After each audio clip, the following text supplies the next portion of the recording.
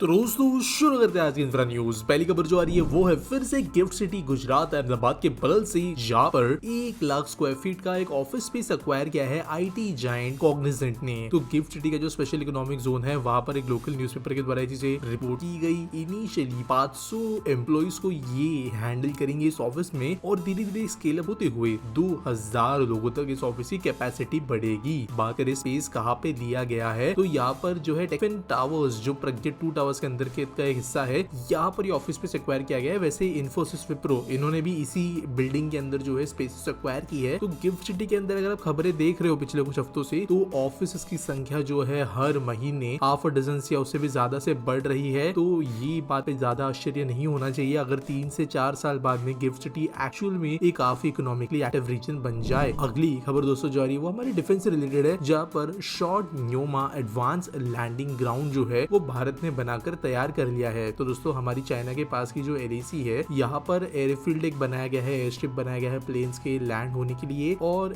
ये देश का सबसे हाईएस्ट एयरफील्ड है जो 13,700 फीट की ऊंचाई पर बनाया गया लद्दाख में। तो दोस्तों मुद न्योना जो ईस्टर्न लद्दाख के पास का एक इलाका है, वहाँ पर इसको जो है बनाया गया है और 214 करोड़ रुपए की कीमत इसको बनाने के लिए आई। तो 4 साल पहले हम जानते हो कि जो एक काइंड ऑफ कॉन्फ्लिक्ट शुरू हो गया था, अभी तो हालांकि सेटल हो गया है, लेकिन फिर भी जरूरी है कि हम हमारा डिफेंस इंफ्रा जो है काफी ज्यादा बेहतर बनाए। बॉर्डर एरियाज के पास में पहले हमारी क्रॉस डच पॉलिसी थी कि हम जो है बंजर छोड़ देंगे सब कुछ, तो एनिमी के पास में कुछ बचेगा नहीं, लेकिन उसी चक्कर में जो है चाइना ने अपना डिफेंस बना लिया, इंफ्रा बना लिया। तो यहाँ पर हमको भी अब बनाने की जरूरत है, जो हम कर रहे हैं। अगली खबर दोस्तों ये केवड़िया या एकता नगर से, जहाँ पर स्टैच्यू ऑफ यूनिटी लोकेटेड है, और वहाँ पे पीएम के द्वारा मल्टीपल प्रोजेक्ट्स का ग्राउंड ब्रेकिंग किया गया है। टोटल प्रोजेक्ट की कॉस्ट है 284 करोड़ रुपीज। तो 4 मेगावाट के जो है 16 पैनल्स इंक्लूडेड है, एक वॉकवे बस बे से लेके व्यू पॉइंट के बीच में, एक हेलीपैड को जाने वाला road, beautification of that road, stone की कुछ स्कल्पचर्स, कारपोर्ट, कुछ hospitality based project, Satpura protection wall, एक बॉन्जाई पार्क, एक नया sewage treatment plant, fire staff quarters, ये चीजें जो है इनॉग्रेट की गई है एकता नगर में। अगली खबर दोस्तों आ रही है मंगलुरु से, जहाँ पे ये शहर बन रहा है अगला शहर जहाँ पर मिलेगी वाटर मेट्रो।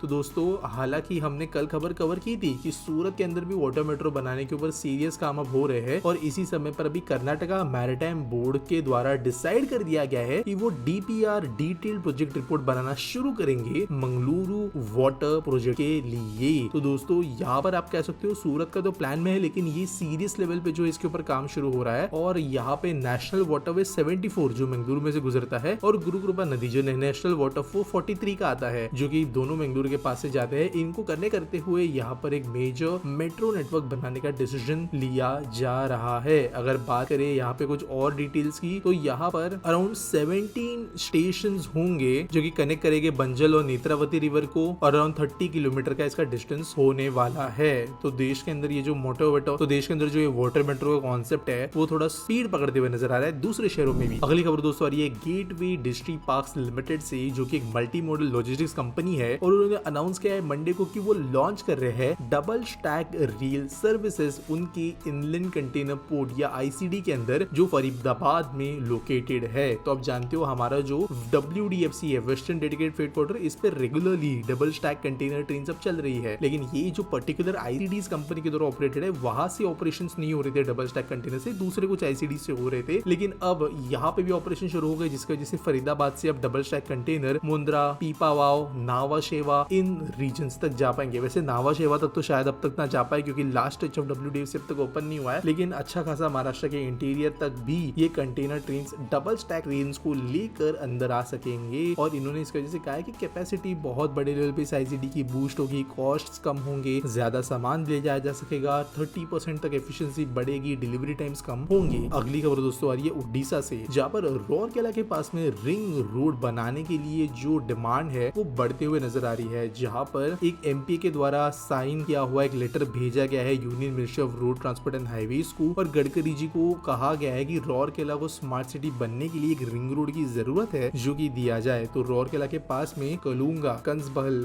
राजगंगपुर, बिरमित्रपुर, नौगांव, जरेकेला, चंदीपोश, लालीकता और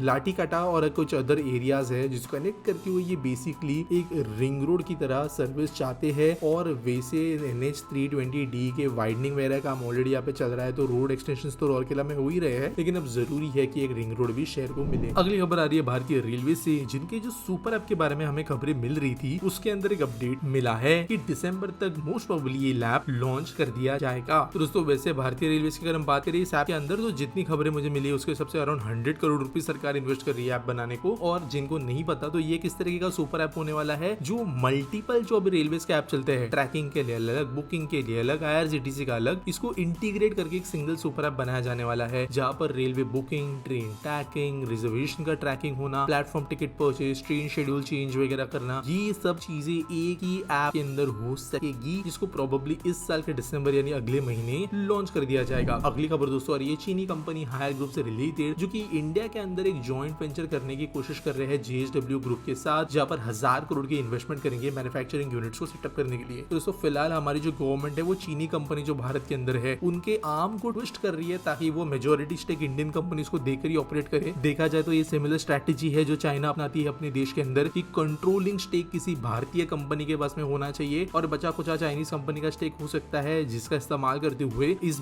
देश के बिजनेस के अंदर एंटर किया जा सकता है। तो जो MG मोटर्स आप जानते हो कार की कंपनी है, उसका भी अभी मेजोरिटी स्टेक JSW के पास में, और यहाँ पर भी हायर जो ये इलेक्ट्रॉनिक्स बनाने वाली कंपनी है इसकी मेजोरिटी 51% शेयर होल्डिंग जो है वो दी जाने वाली है हमारे देश के कंपनी को ही, जिसके बाद में यहाँ पे एक्सपांशन होगा प्रोडक्शन के लिए। वैसे MG डील के बारे में बात करें तो यहाँ पर मल्टीपल स्टेक होल्डर्स है, टोटल 51% कंपनी शेयर जो है इंडियन कंपनीज के पास में लेकर जाने के लिए अकेला JSW नहीं है। अगली खबर दोस्तों जो आ रही है वो है उत्तर प्रदेश सरकार से, जिन्होंने मंडे को कहा है कि उन्होंने फॉर्मुलेट की एक policy to start diploma and certificate courses in animal husbandry and para veterinary medicine in the state. तो दोस्तों यहाँ पर डिसीजन लिया गया है एक स्टेट कैबिनेट मीटिंग के दौरान, और आप जानते हो कि हमारे देश के अंदर फार्मर्स जो एनिमल्स पशुपालन करते हैं उनको वेटरनरी डॉक्टर की नीड होती है, लेकिन वेटरनरी डॉक्टर्स की संख्या जितनी चाहिए उतनी नहीं है। इसकी वजह से गवर्नमेंट चाहती है कि वो लोगों को ही ट्रेन करे। अब वेटरनरी डॉक्टर चाहे ना बना सके, लेकिन एटलीस्ट पैरा वेटरनरी डॉक्टर बना सकती है, या आप कैसे तो असिस्टेंट बना सकती है, ताकि इमरजेंसी के दौरान बेसिक्स के लिए हमेशा डॉक्टर की जरूरत ना पड़े। और ऑब्वियसली इसके लिए स्किल डेवलपमेंट भी होगा जो बाकी स्टेट्स में काम आ सकेगा कई सारे युवाओं को। करेंटली देश में सिर्फ 34,500 वेटरनरियंस है, जिसमें यूपी में सिर्फ 8,193 है, जो कि स्टेट की पॉपुलेशन और जितनी फार्मिंग पे वेटेज है स्टेट में उसके सबसे काफी कम है। और जो ये काइंड ऑफ अभी मेजर छोटे काम होते हैं जो स्केल बड़ा होता है, जिनका vaccination, wound dressing, first aid, इन जैसे रोल्स में काम में आएंगे। आज का स्पीड के बारे में बात करें तो उज्जवल घोष पूछते हैं,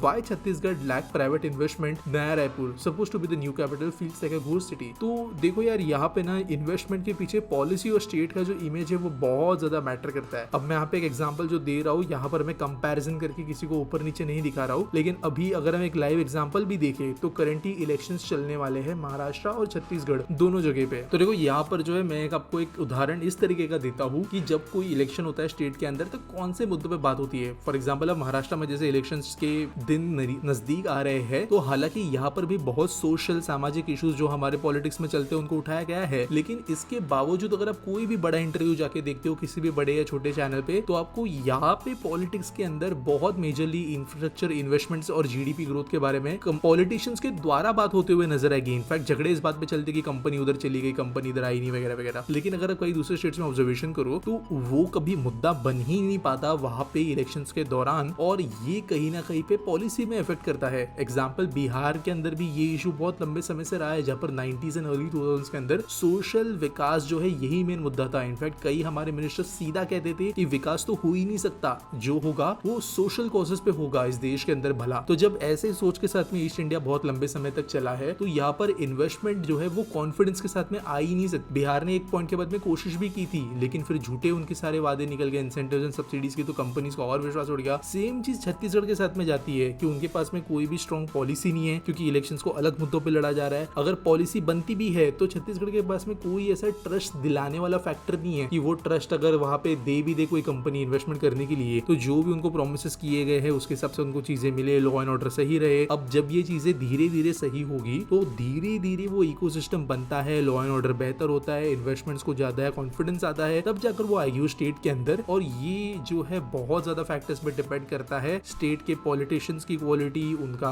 विल, लोग किस मुद्दों पे वोट करते हैं, ये इसके अंदर सबसे बड़ा फैक्टर होता है। और इसीलिए कहीं ना कहीं पे जो काइंड ऑफ पॉलिटिकल नेचर है ये मेजर लेवल पर जिम्मेदार होता है स्टेट के अंदर इन्वेस्टमेंट आने के लिए। आप सिमिलर इश्यूज जो है कंप्लीटली डिफरेंट पाएंगे महाराष्ट्र के बाहर भी, गुजरात के अंदर ये इशू चलते हैं, सदर्न स्टेट्स में ये इशू चलते हैं फॉर एग्जाम्पल, और ये चीज जो है छत्तीसगढ़ में प्ले आउट नहीं हो पाती। उम्मीद करता हूँ आपको सवाल का जवाब मिल गया होगा। आपके पास कोई सवाल है आप कमेंट सेक्शन में पूछ सकते हो। बाकी अगर वीडियो अच्छा लगा और आप रोज अपडेट्स लेते हो हमारे इंफ्रा न्यूज वीडियो से, तो प्लीज चैनल को सब्सक्राइब करके नोटिफिकेशन जरूर ऑन करना, क्योंकि ऐसी वीडियोस हम रोजाना पोस्ट करते हैं। बाकी मिलेंगे अगले वीडियो में।